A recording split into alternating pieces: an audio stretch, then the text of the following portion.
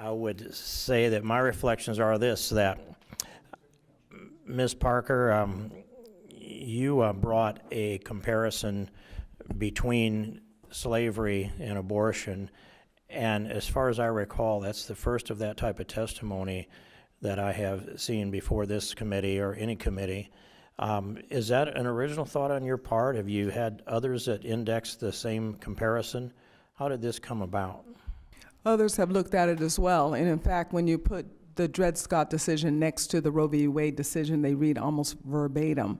I'd like to also address something that was brought up earlier, if I may, when it comes to mixing the abortion issue with the challenges that we face in many of our hard-hit communities. I feel it disingenuous that the issues of Medicaid would come up and other opportunities for us to readdress what has happened and broken down in our most distressed zip codes, the way that Planned Parenthood specifically targets these particular zip codes with abortion. Abortion is the leading cause of death in the Black community today. Since Roe v. Wade was legalized, 20 million humans have been killed inside of the womb of Black women. And then on Halloween, Planned Parenthood tweets out that the Black women are safest if they abort their child rather than bring it to term.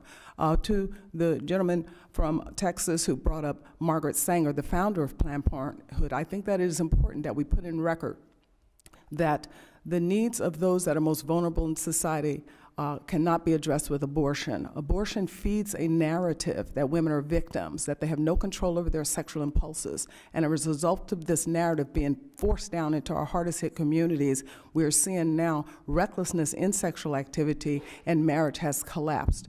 In the 50s, 70% of Black adults were married. Today, that number is 30%. This is causing a lot more social pathologies that have to be addressed through different types of legislation, not the heartbeat bill. The heartbeat bill is to protect the innocent.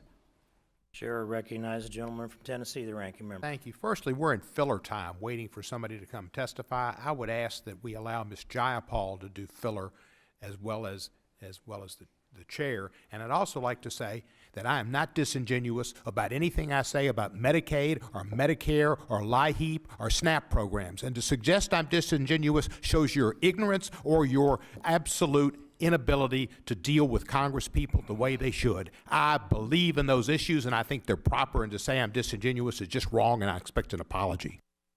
I would ask for an apology from the gentleman from Tennessee calling our witness ignorant when it seems to me she has a whole lot more knowledge and wisdom. She's ignorant about me.